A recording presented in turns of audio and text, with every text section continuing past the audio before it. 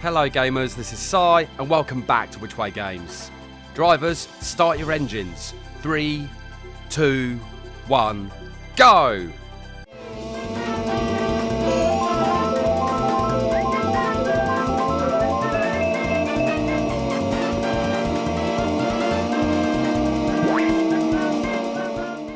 And with that being said, let's get on with the video.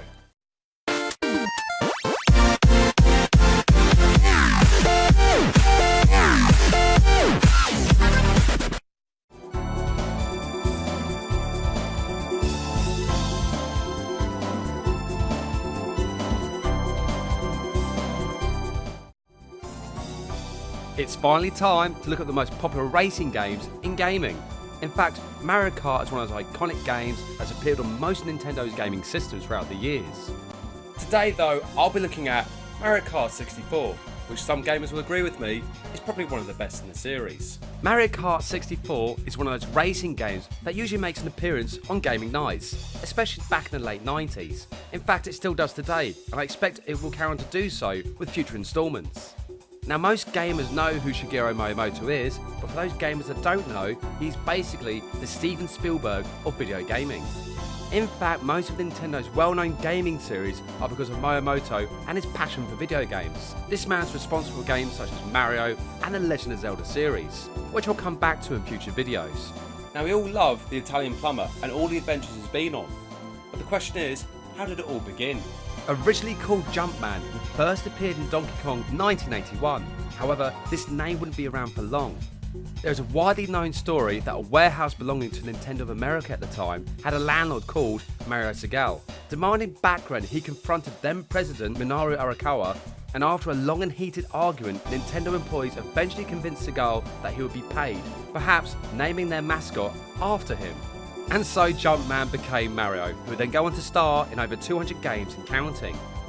With his infamous outfit, his red cap with a large M on it, as well as his unique voice, Mario captured the heart of gamers and has been a debate of arguments between gamers over the years, such as who is better, Sonic or Mario. Coming back to the Mario Kart racing series I was talking about earlier, on the Super Nintendo there was Super Mario Kart, which was hugely popular with gamers, and with the release of the Nintendo 64, it only seemed right for Nintendo to return to this fantastic racing series. With a more powerful machine to work with, Nintendo could move away from the 2D perspective and enter the world of 3D gaming that I've mentioned quite a lot in previous videos. Development for Mario Kart 64 began in 1995 but had a completely different title from what gamers know today. This title was originally going to be called Super Mario Kart 64R, perhaps an homage to the original Super Mario Kart on the Super Nintendo. And as for the R, well, that was going to stand for rendered.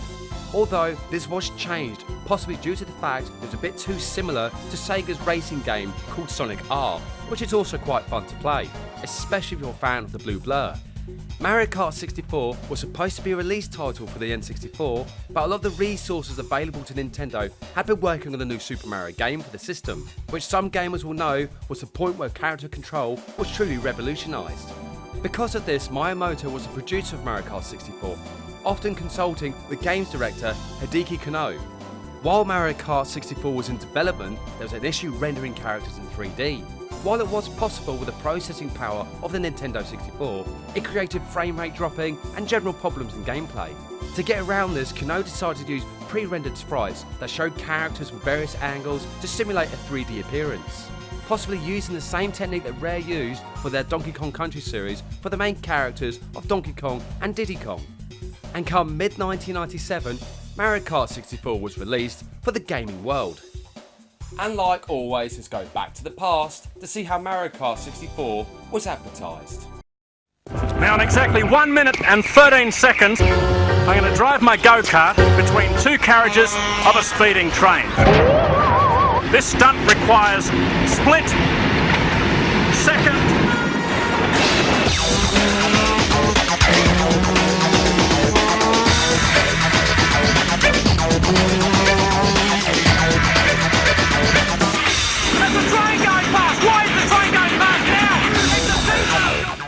Now Mario Kart 64 doesn't actually have a story, but if it did, it might go something like this.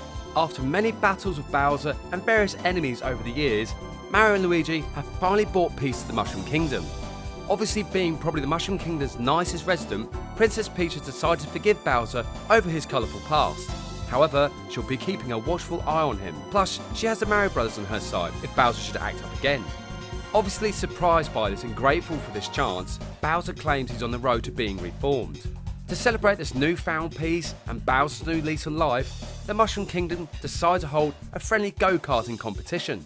The winner of the competition not only will have a fantastic trophy to show off, but also they'll get to have a piece of Princess Peach's cake, which is known to be legendary in flavour as well as low in calories. So everyone dusts off their driving gloves, prepares their vehicles and makes sure the tracks are ready in time. But can Bowser truly be trusted, and what evil scheme will he come up with next? Gameplay for Mario Kart 64 has gamers controlling 8 characters for the Mario franchise that race in karts over different tracks varying in shapes and themes. The 8 characters are put into weight classes such as Toad being lightweight and Donkey Kong being a heavyweight, too many bananas if you ask me. With 4 different modes such as Grand Prix, Time Trial, Versus and Battle Mode, gamers are certainly spoiled for choice. The Grand Prix mode acts as the main mode for Mario Kart 64, with gamers competing in 4 settable cups, each with a different difficulty mode. If gamers were good, then they would unlock all the other cups and more tracks to race on. Now Mario Kart 64 has 16 tracks in total that show off the various locations within the Mario franchise, and certain tracks will often return in future installments of the Mario Kart series, including Rainbow Road, which some gamers either loved or hated with a burning desire of 1,000 suns. During races, gamers can obtain power-ups via the special question mark boxes placed on the tracks. Some of these power-ups will be the bananas, shells and mushrooms, but there are 2 very deadly power-ups that could change the course of any race. One is the explosive special question mark boxes that some gamers would put in place of the real ones, and the other power-up is the deadly blue leader shell. No matter how fast gamers drove, there was no way to outrun this blue demon of death. Gamers could be just about to win, and then it would all end in a blue explosive misery. The purpose of the leader shell was to keep each race competitive and allowed for a balanced as well as fun gameplay. And as for the multiplayer, well, Mario Kart is legendary for this, and could have up to 4 gamers compete against one another on the 16 tracks, as well as going head to head in 4 battle arenas. These battle arenas had gamers collecting the power-ups found within the game and using them on the opponents to take out the 3 balloons that acted as a health bar. However, once gamers were defeated, they'll have the chance to become a remote-controlled bomb to get revenge on the gamer that took them out, but only once per battle. As some gamers can guess, Mario Kart 64 is my top 10 favourite N64 games, alongside some other games. There have been many times I've put Mario Kart 64 into the Nintendo 64 and enjoyed every moment of gameplay despite the dreaded blue leader shell.